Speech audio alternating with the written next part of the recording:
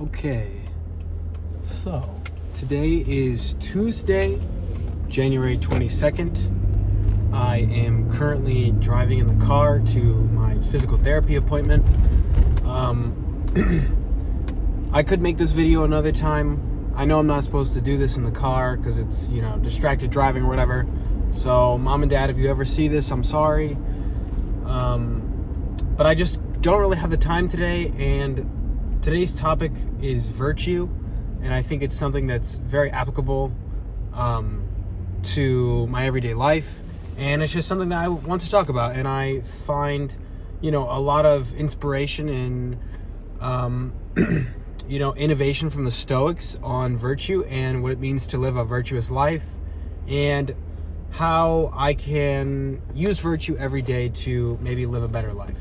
So I have some things written down that I want to talk about, especially on the topic of virtue, that I think are important to highlight. So obviously, first thing is we have to have a good definition of what virtue is, right? So obviously, there's a billion gajillion Stoics. There's many definitions of virtue, and if you're watching this and you're a philosophy major, I'm sorry, because I'm about to dumb it down to its lowest level, but I think it's the level that's most easily understood. So if I had to give a definition to virtue, my definition of virtue would be the quality of being morally good. That's virtue to me. The quality of being morally good.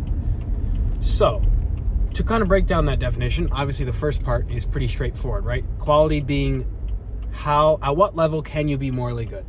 But the question is, what does it mean to be morally good? So, first, we can break down the part about being good. I think that's very important, right? This part about being good. What does it mean to be good?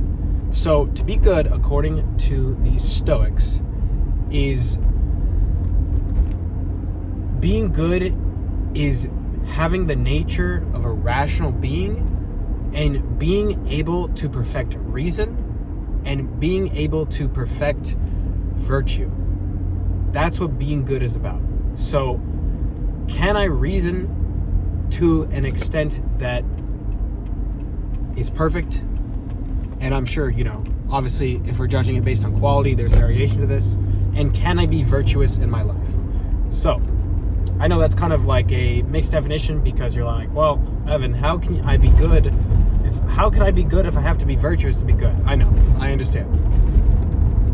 It's not easy. This is why people get entire PhDs about this stuff, right? This is the reason. It's hard stuff, right? So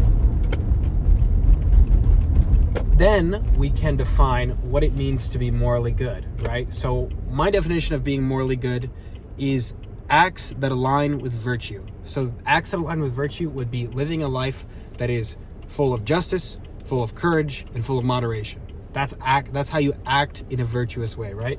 That's how you can align with the idea of virtue. And just some quotes here that I have down that I think also further align with virtue is some Marcus Aurelius quotes. One being from Meditations, and the other one I'm not entirely sure what it was from, but it's something that I thought was important to the discussion of virtue. So Marcus Aurelius says, "The best revenge is not being like the enemy."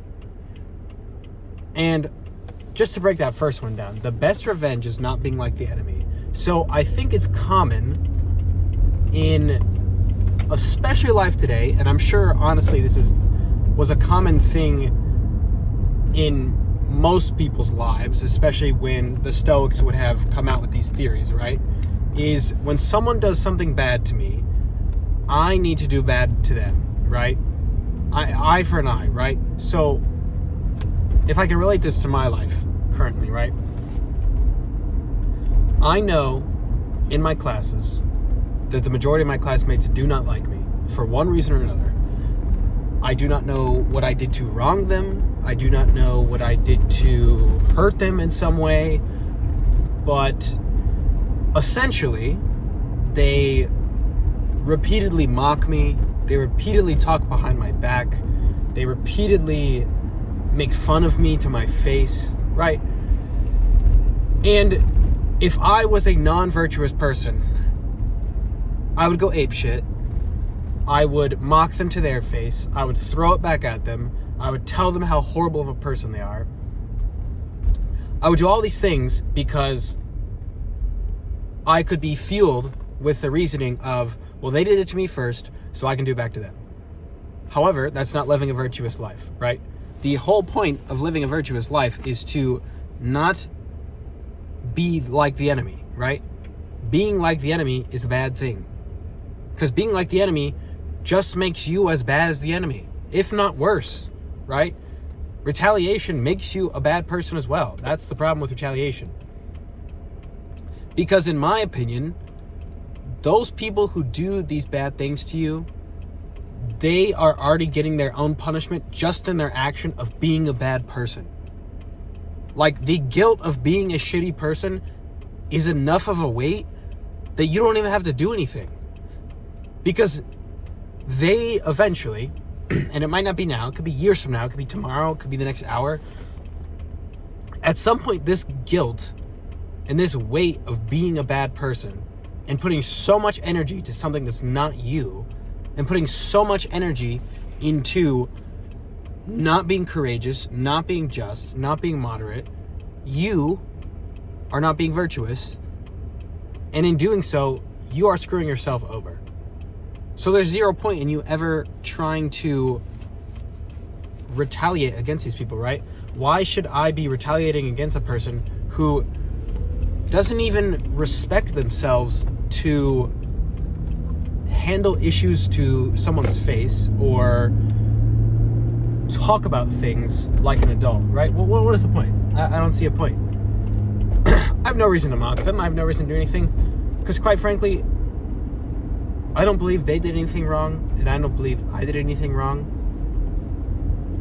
And I want to live in such a way that even if someone is doing wrong to me, if they are unwilling to address it to me, they're just doing wrong to themselves. Because quite frankly, I don't care. I don't care.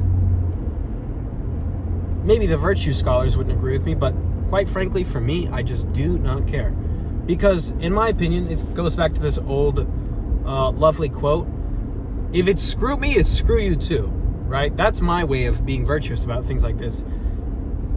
If you don't want me and you don't like me, okay, why? I'm not going to want you and I'm not going to like you either.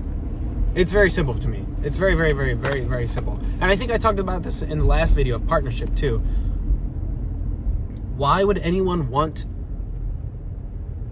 to be around people or to want people who don't want them? That's insane.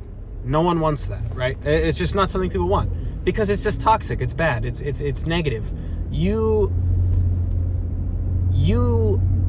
are directly affected by accepting negativity, right? Because misery loves company, and these people living the ill-virtuous life are miserable, whether they can face that or not, whether they can accept that or identify that. In some way, shape, or form, they are miserable because they feel the need to take out their misery on someone else.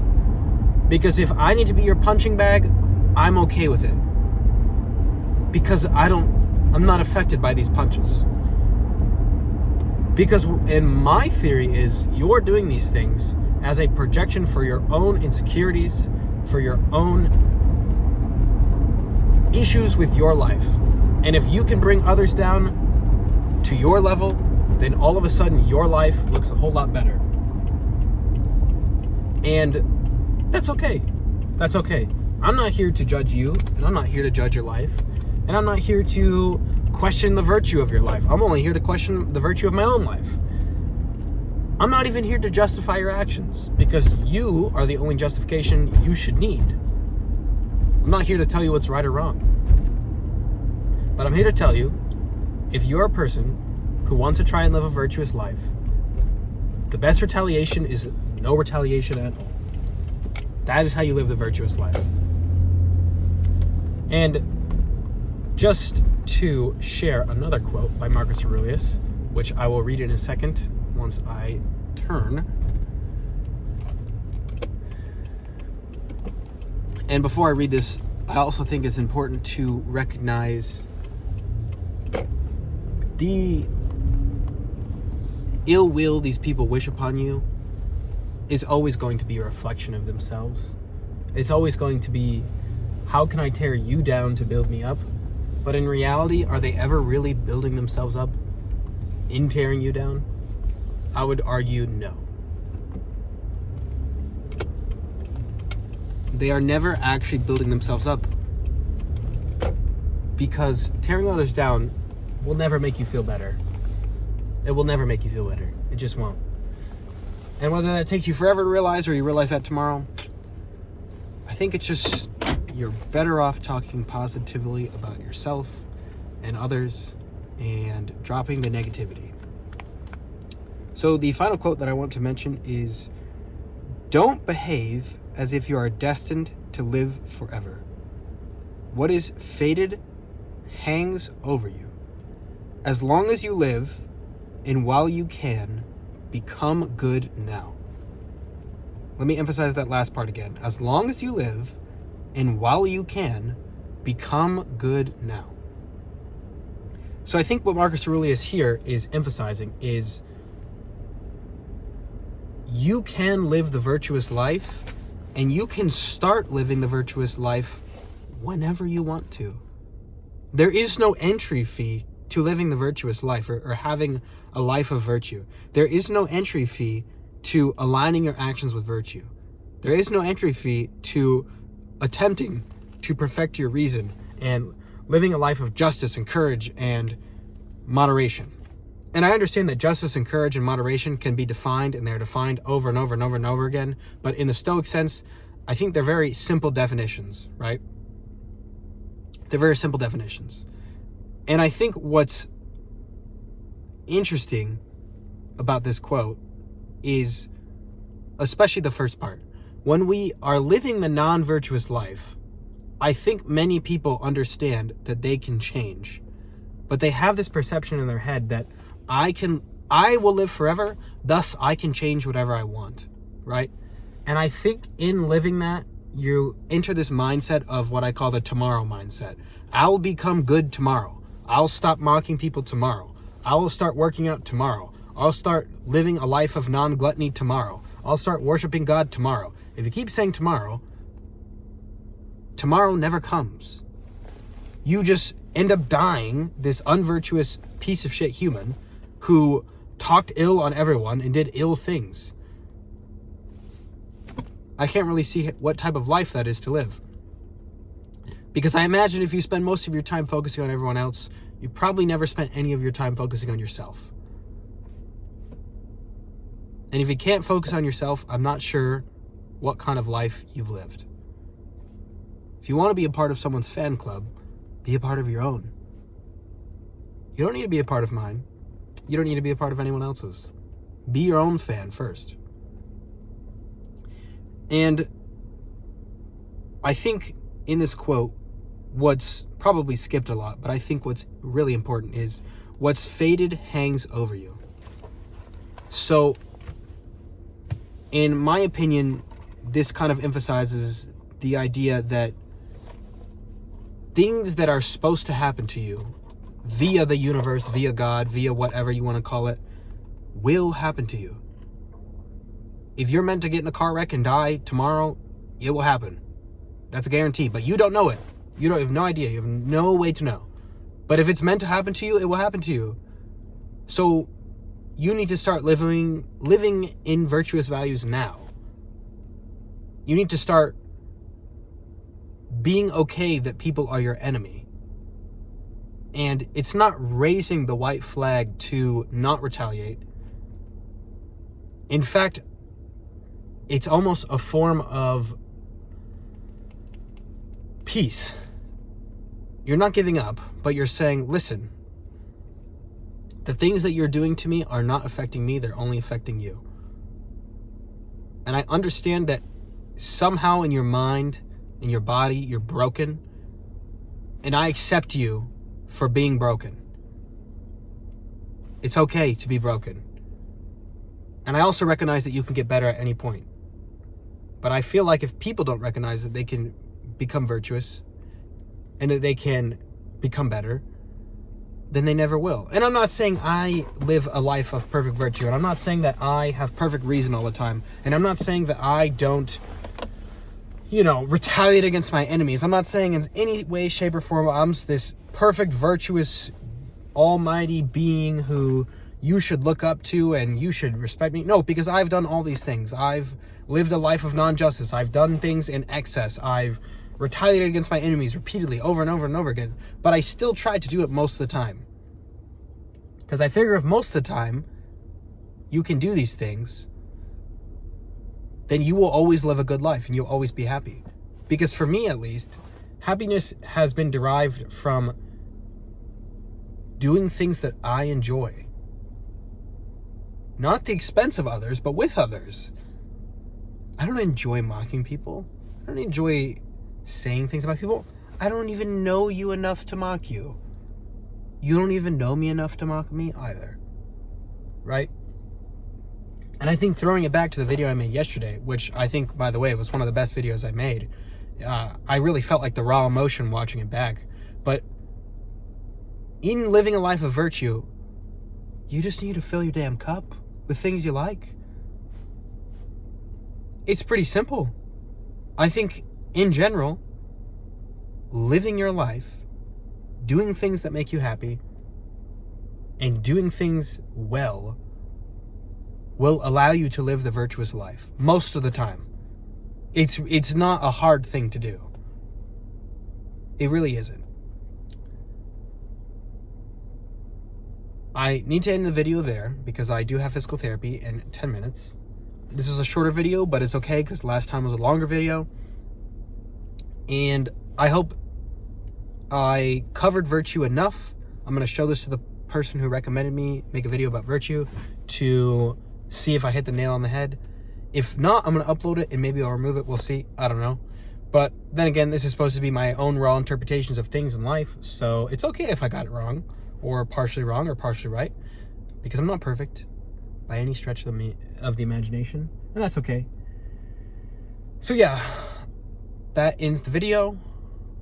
I will see you in video number 8 when I come up with the idea. This will be my first double upload, which is really cool. So yeah, have a great one.